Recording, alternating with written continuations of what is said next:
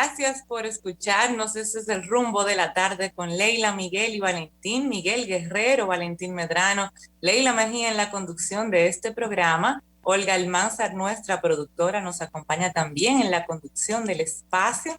Gabriel Dávila está en los controles, Brian se encarga de nuestros videos. Estamos con ustedes de lunes a viernes de 4 a 5 de la tarde por Rumba 98.5. Estamos también en la internet, en la página web www.rumba985fm.com, y además escucharnos, puede vernos en el canal de YouTube de Rumba 98.5. Nos busca por Rumbo de la Tarde con Leila, Miguel y Valentín. Gracias por iniciar esta semana laboral con nosotros. Ya estamos terminando, increíble, el mes de septiembre, porque hoy es 20, estamos al lunes 20 de septiembre y como siempre estamos muy contentos de contar con el placer de su sintonía. Saludos para ustedes, saludos a los compañeros. Miguel Guerrero, ¿cómo estás en la tarde de este lunes? Cuéntame, Miguel. Muy bien, Leila. Gracias por tu presentación. Bueno, me han dejado solo aquí en el cabina, Está solo con la bien. esperanza, como hubiera dicho si estuviera vivo Alejandro Magno, ¿no? Pero nos da más oportunidades para hablar más tranquilamente sobre los últimos casos que han sacudido a la sociedad dominicana en todos los órdenes, en el orden económico, social y político. Y evidentemente hay muchos temas de que hablar en la tarde de hoy. Te Siempre dejo, hay. te dejo Este los país no temas aburre. bajo tu agenda ¿Cómo así? para que tú pongas los temas. No, porque está el viaje del presidente a Estados Unidos, está el inicio del año escolar que fue justo hoy, bueno, en público, a nivel público, porque tú sabes que a nivel privado, la mayoría de los colegios iniciaron en agosto, en verdad, la mayoría, la inmensa mayoría. O sea que el inicio formal a nivel, en el día de hoy fue para la educación pública, en realidad. Eh, y hay de todo, así que arranca tú por donde tú quieras, Miguel, que yo te Bueno, sigo. ese es un tema, Leila, sumamente importante que lo hemos tratado siempre en todos los programas que hemos tenido, que yo he tenido el privilegio de estar contigo. Porque sabemos que a pesar de todo la educación sigue siendo la primera prioridad del país. Porque las otras prioridades son prioridades coyunturales muchas veces. Tenemos una situación económica en baja, pero en poco tiempo con ciertas medidas de política se reactiva la economía y ya deja de ser un problema inmediato. Y así ocurre con otras cosas, pero la salud y la educación son cosas fundamentales. Un país no puede progresar sin una población bien educada y bien preparada para encarar los desafíos de una tecnología que se modifica cada día y de una economía o de un mundo cada día más interdependiente, y tampoco puede progresar si la población está enferma, ¿no? De manera pues que son dos prioridades inaplazables. El ataque a esas prioridades, se desencarar esas prioridades es inaplazable. Yo he leído en un periódico, creo que fue, leí esta mañana, en la tarde, ¿no? A comienzos de la tarde, o en algún momento en la mañana, en la versión digital de uno de los diarios de circulación nacional, que en el Distrito Nacional se había registrado una aparente asistencia bastante nutrida en las escuelas, en los planteles públicos. Pero no así necesariamente en el interior, dijeron otros medios en sus páginas digitales.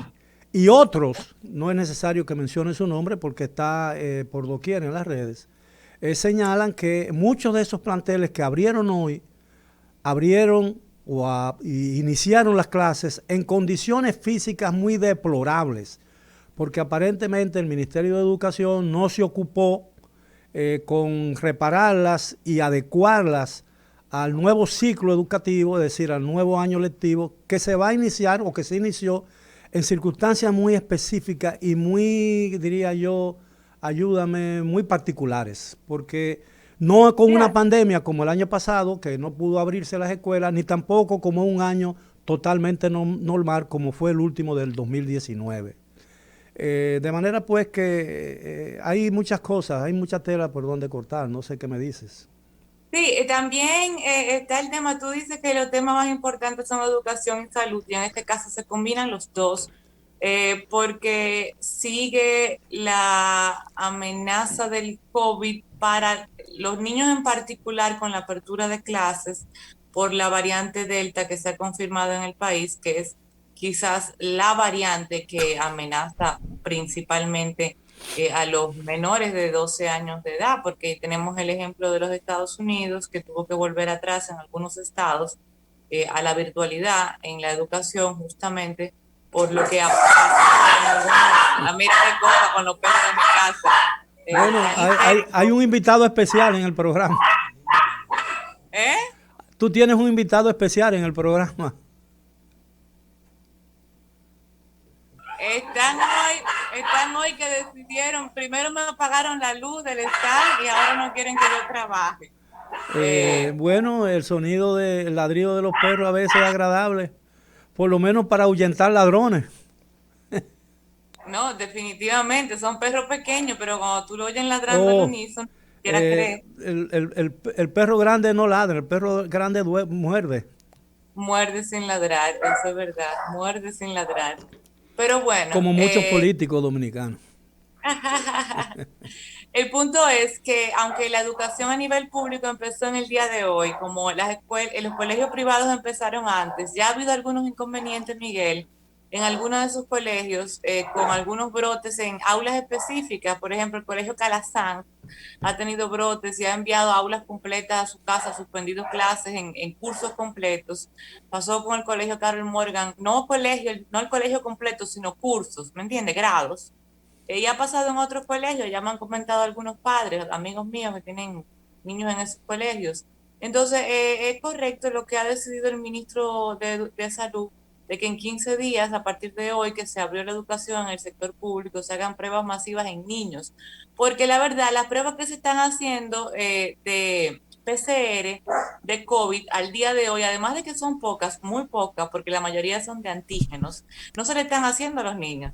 Entonces uno no tiene ningún tipo de estadística, ninguna aproximación de cuál es la situación en ese segmento poblacional, para hacerse una idea de si importa, si no importa, si uno no sabe cuál es la panorámica respecto a nuestros niños y adolescentes, uno no la sabe, no la sabemos, porque no se están haciendo pruebas en los niños ni en los adolescentes. Entonces hacerlo 15 días después de la apertura en el sector público es correcto, para al menos formarnos una opinión basada en datos, basada en estadística, y el hecho de que se haya anunciado hoy, pues me da un poquito más de tranquilidad, partiendo de que ya el mismo ministro hace unos días anunció la confirmación de algo que todos imaginábamos que era así, que era la aparición de la variante Delta en el país. La lógica indicaba que era así porque tenemos fronteras abiertas y viene gente de todos esos países donde hace meses ya la variante Delta se había confirmado, Estados Unidos, Brasil y un largo etcétera de países donde tiene la variante. Pero uno tiene que estar pendiente porque, ojo, ¿qué es más vulnerable que un niño? O sea, si a uno le preocupa el COVID, uno que es adulto y se sabe cuidar, y a uno le preocupa el COVID, imagínese un niño. Imagínese un niño. No, Ahí claro. uno multiplica más. Esa es una preocupación sobre la cual no debe haber ningún descuido. Así Porque es. la Constitución de la República no solamente establece la obligatoriedad como una obligación irrenunciable del gobierno dominicano e indeclinable de garantizarle a los menores, a los infantes, a toda la población infantil dominicana acceso a una educación de buena calidad. Y cuando se habla de una educación de buena calidad, se incluye, por supuesto, condiciones de salubridad óptimas, ¿no? Porque si un niño enferma en una escuela, es posible que pueda crear un contagio generalizado que pueda generar a su vez una crisis de salud pública. Yo quiero pasar a otro punto, porque el tiempo marcha a una velocidad muy rápida. Claro. Y antes que nada, vamos a darle la bienvenida a Olga, que se acaba de integrar. Posiblemente llegó tarde, con toda seguridad llegó tarde por los problemas del tránsito. No lo dudo. Sí, si yo les cuento lo que vi, no me lo van a creer. Bueno, pero lo contará ahora. Pero fíjese, el presidente de la República se encuentra en el exterior. Se encuentra en la ciudad de Nueva York. El presidente salió del país el sábado y su compromiso oficial en los Estados Unidos es pronunciar un discurso como es un ritual anual durante la celebración de la Asamblea General de Naciones Unidas, donde usualmente todos los jefes de Estado y los presidentes y los reyes, de la gente que gobierna países, que son miembros de la Organización Mundial, acuden a la Asamblea y exponen su punto de vista sobre los temas libres que ellos entiendan que debe ser objeto de una discusión o de un tratamiento a nivel de ese foro internacional que aglutina a todos los países del mundo, o por lo menos los países reconocidos como tal. El presidente va a hablar, la agenda está señalada según parte oficial del gobierno dominicano para este miércoles. El presidente salió el sábado del país. Bueno, yo no voy a hablar de que fue en primera, que fue en económica, porque ya eso ha sido muy debatido y no quiero entrar en ese tipo de cosas, a pesar de que ya yo expresé mi opinión sobre el particular en mi nicho en las redes. Pero el presidente se fue 6 días antes del compromiso oficial. Y entre su salida y el día que le toca hablar ante la Asamblea General de las Naciones Unidas, 8 minutos máximo, tengo yo entendido, porque eso es un ritual que todos los países, todos los gobernantes tienen que ajustarse a ese horario porque son 195 países los que hablan y la asamblea dura creo que 4 o 5 días o una semana. Y no le daría tiempo si la gente se dispara con un discurso de 1 hora, 45 minutos, no le va a dar tiempo a que otros hablen, además le va a dar sueño a toda esa gente que no acuden ahí para escuchar tonterías, sino para hablar y conversar sobre asuntos que realmente tienen que ver con la seguridad planetaria. Bueno, entre la salida del presidente y el día que le toca, este miércoles son 6 días que va a pasar en Nueva York con una larga comitiva innecesariamente. Y en ese lapso, entre una cosa y otra, se celebró en Ciudad de México, capital de la República Mexicana, una conferencia cumbre del CELAC, que es un organismo del cual la República Dominicana es cofundador y miembro, y que en sus inicios se intentó crear ese organismo con los auspicios de Chávez, de los Kirchner, de los sandinistas y muchos otros países, como un sustituto o un reemplazo de la Organización de los Estados Americanos. Eso no se dio, afortunadamente. Pero a mí me parece que el presidente era más útil para el país y para la propia personalidad del presidente de la República ante la necesidad de convertirse en una persona con liderazgo internacional. Eso es bien para el país, que su presidente sea una persona con cierto peso en la comunidad internacional, por lo menos en la comunidad caribeña y de Centroamérica y del Caribe.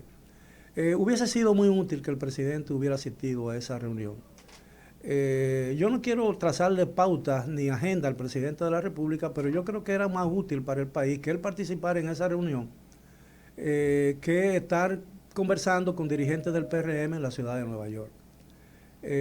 Porque lo oficial, muchas veces el presidente de la República no es dueño absoluto de la agenda presidencial, porque el protocolo oficial a veces lo obliga a hacer cosas que quizás él no quiera, o en detrimento de cosas que él entienda personalmente que son más importantes para él, o para su entorno, o para el país. Porque el país tiene obligaciones de carácter internacional, y el establecimiento de relaciones y la membresía en organismos como la OEA, el CELAC y las Naciones Unidas implican también compromisos de carácter protocolar que la nación tiene que cumplir o tiene que observar religiosamente, además de pagar la cuota que corresponde. Yo creo que fue muy interesante y esa reunión, a pesar de que son foros de debates que no tienen implicaciones y las aprobaciones que se toman ahí, o los acuerdos que se adoptan ahí no tienen carácter vinculante con los países que firman ese tratado, es muy importante porque ayudan a fortalecer las relaciones entre los jefes del Estado y eso de alguna manera abona el florecimiento de mejores relaciones entre ellos. Y ahí en esa reunión se dio un intercambio muy interesante entre el dictador cubano Miguel Díaz-Canel y el presidente democrático de Uruguay, el licenciado Lacalle, que realmente es digno de haber oído y digno de haber presenciado. No sé qué ustedes opinan, no sé qué opina Leila, no sé qué opina Olga sobre el particular. Vamos a darle el paso a Olga, que no le hemos escuchado hoy, a ver qué dice Olga. Bueno, Olga. Bueno, ¿qué pienso yo al respecto? Yo pienso que desde este fin de semana hemos estado viendo informaciones constantes que de parte del aparato de comunicación del presidente Abinader sobre su viaje. Tengo posturas encontradas respecto de eso. Creo que es importante que el presidente haga empatía con la diáspora, sobre todo en un momento en donde la diáspora ha tenido un papel fundamental y protagónico en la recuperación de la economía, con el tema de las remesas. Se ha informado recientemente del aumento de esas remesas y efectivamente ha tenido un papel determinante porque con esas remesas y la recuperación de la economía a nivel del turismo, pues se ha mantenido cierta estabilidad. No es que está una economía estable, hay situaciones serias con la economía, pero ha mantenido una cierta estabilidad. Sí veo que en cierta forma parecería que el presidente en su agenda tiene una agenda muy política más que presidencial.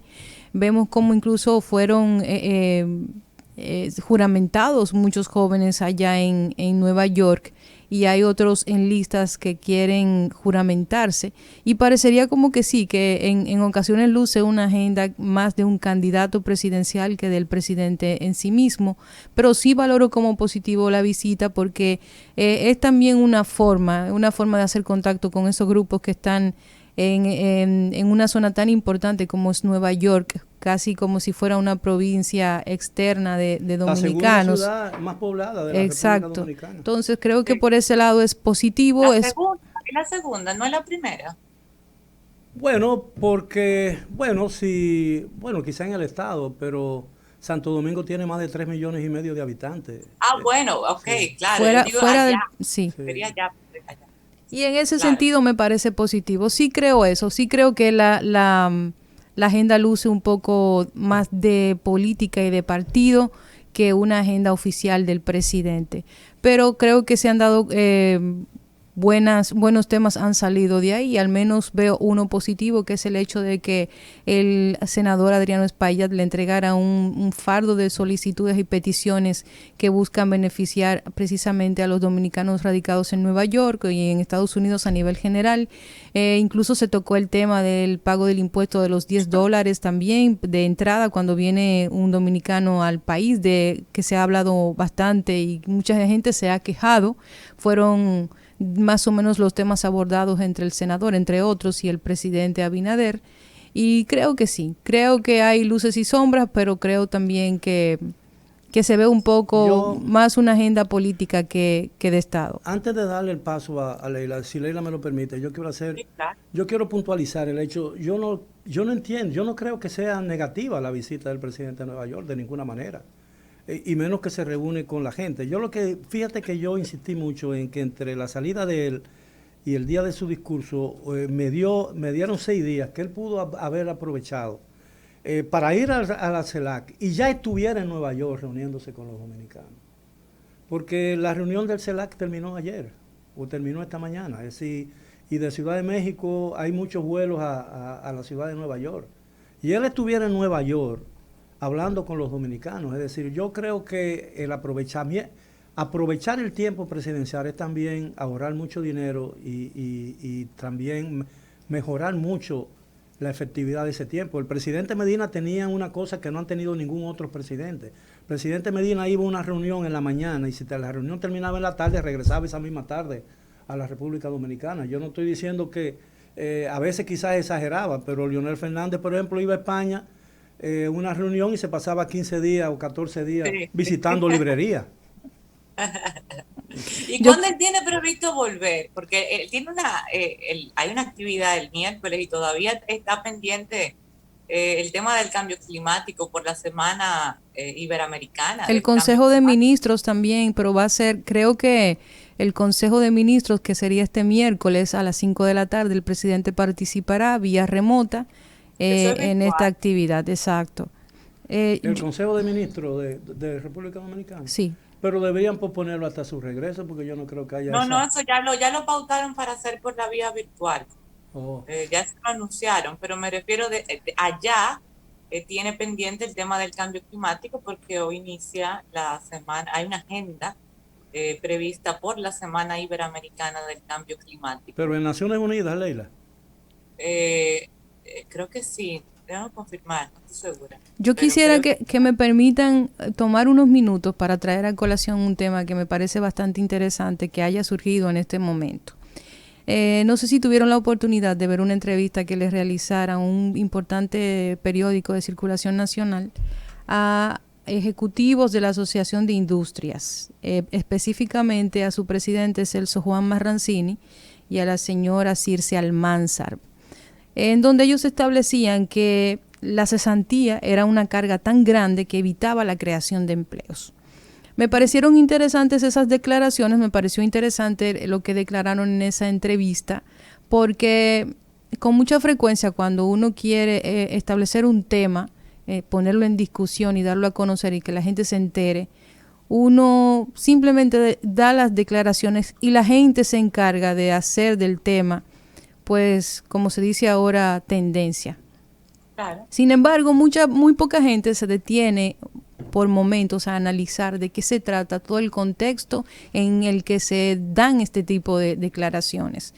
El señor Celso Juan Marrancini dice que se tiene que hacer una reforma integral a nivel laboral, que se va a llevar la discusión al diálogo nacional, es decir, que durante el proceso del diálogo nacional se va a llevar a la mesa de discusión por parte de esos industriales el tema de la cesantía laboral y de la reforma. El tema laboral es un punto del diálogo. El tema de cesantía puede ser un subtema, pero el tema de la reforma laboral sí es uno de los 13 temas de la agenda de diálogo. Bien, pero yo me quiero referir específicamente al tema de la cesantía, porque ellos establecen una relación directa entre la falta de crear más empleos debido a la cesantía, o sea que es una condicionante.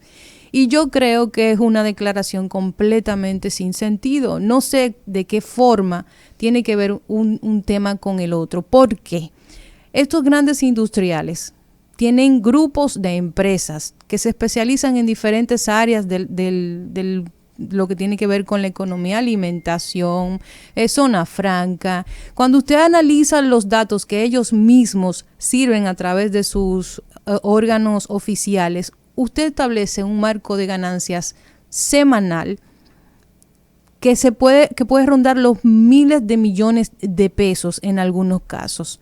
Y yo quiero que el señor Celso Juan Marrancini explique y profundice en ese sentido cómo es que la cesantía, que representa un porcentaje ínfimo en relación a las ganancias de ese tipo de empresas, específicamente de las grandes empresas y de los industriales en particular, cómo es que afecta y cómo es que carga a estos industriales, teniendo en consideración que somos el segundo país solo detrás de México en América Latina completa que tiene de los peores sueldos para la población, y teniendo en consideración que que menos del 20% de la población excede los 30,000 pesos como sueldo base.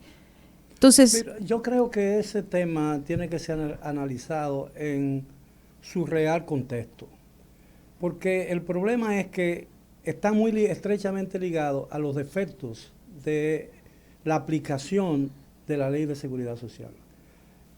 Tú bien sabes que la Ley de Seguridad Social tiene capítulos y tiene mandatos que no se han cumplido. ¿Tiene cuántos años de vigencia la Ley de 20, seguridad? es del año 2001. 67. Bueno, tiene 20 años y todavía no ha completado el proceso de ejecución de la fase de, ¿cómo se llama? En la salud, que siempre... El plan básico. No, el plan básico no, el nivel de atención primaria. Ok, atención primaria. Hay en la ley la creación o la fundación o como sea, o el establecimiento de un seguro de desahucio y de retiro, en el cual lo que se alimenta, creo que con parte de los aportes que hace al sistema de seguridad, los aportes de los empresarios y de los propios empleados. El problema es, y en eso tienen razón los empresarios, y eso hay que analizarlo con mucha frialdad y con mucho sentido, es que la creación de un empleo en la República Dominicana te crea un pasivo laboral que no tiene techo, que no para de crecer. Y llega un momento en que por una necesidad cualquiera, un empresario o un patrono o un empleador, como quiera que sea, ahora se le llama así, se ve necesitado a reducir su planta el laboral. No tiene cómo, porque tiene que a veces vender activos, endeudarse para poder pagarle el desahucio a los empleados que destituye por cualquier razón. Que yo sepa, yo no sé, hay muchos trogloditas en todos los ambientes, en el ambiente sindical, en el ambiente empresarial, en el ambiente periodístico. Yo no sé si los dinosaurios del sector empresarial piensan que no debe haber desahucio. No, ellos han hecho algunos planteamientos que a mí me parece que tienen sentido. Y eso es digno de ser analizado con frialdad, de que se le debe poner un tope a ese pasivo laboral. Sí, porque una cantidad de años. Porque esto no es un tema nuevo. Esto ha sido recurrente. Lo que pasa es que vuelve sobre la mesa cada cierto tiempo cuando el tema de la reforma laboral claro. De nuevo se pone, porque no es nuevo. De vez en cuando en el Congreso hablan de modificar el Código Laboral, que de hecho tiene tiempo pendiente de modificación porque ya es un código desactualizado. ¿Entiendes? Entonces, pero se queda en una gaveta, ¿verdad? Sí, ahora claro. con el diálogo de nuevo. Pero eso es un planteamiento que incluso la dirigencia sindical responsable lo ha aceptado como parte, pero lo ha condicionado su aprobación a la discusión de otros temas. Y el problema es que empresarios, empleadores y sindicatos no se han puesto de acuerdo en un asunto vital, porque realmente, mira, crear una empresa aquí nueva es un verdadero problema. Por eso que hay tanta informalidad en la economía. Tú firmas tú creas una empresa. Desde el momento que tú tienes un RNC, un Registro Nacional de Contribuyentes, tú tienes que tener contable, tú tienes que contratar anualmente un CPA, una compañía de CPA que te certifique toda esa cosa. Y tú tienes que crear una estructura en tu oficina que es muy costosa, pero además tú haces un empleado.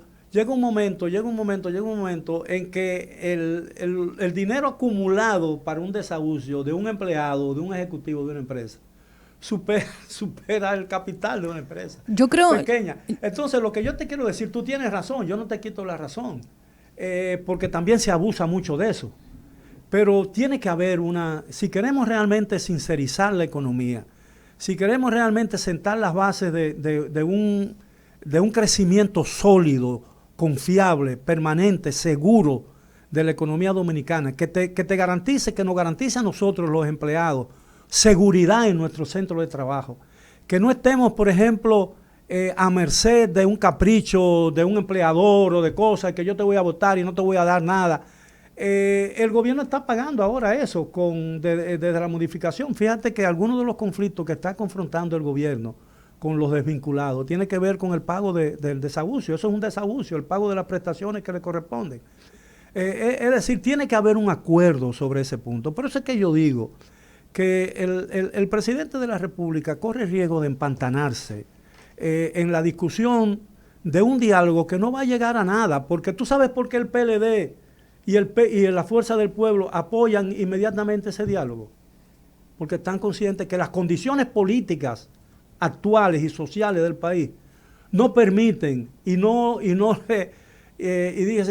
promueven optimismo con relación a que ese diálogo va a rendir los frutos deseados. Y el presidente se va a empantanar si no recapacita sobre eso. El presidente debería concentrarse en resolver problemas puntuales de la economía dominicana, el tránsito, la basura, el agua potable, estas cosas, y dejar nosotros tenemos cada 4 o 5 años, como mucho o menos de eso, la discusión de una nueva reforma constitucional que va a regir, que va a girar sobre como una centrífuga, como cuando tú estás haciendo melaza en un ingenio, se gira sobre una centrífuga para llegar a lo mismo. Dime una reforma constitucional de las últimas, la del 2000, la del 94, que prohibió la reelección, la del 2003 o 2002, que restableció la reelección, la del 2010, que volvió a prohibir la reelección, y la 2015, que permitió la reelección. ¿Qué va a buscar ¿No? ¿Qué ha cambiado eso en el país? No ha cambiado nada. ¿Entiendes? Dejen esa constitución como está. Vamos a concentrarnos en solucionar los problemas que tiene la nación dominicana para tratar de ser más felices de lo que hemos sido hasta ahora.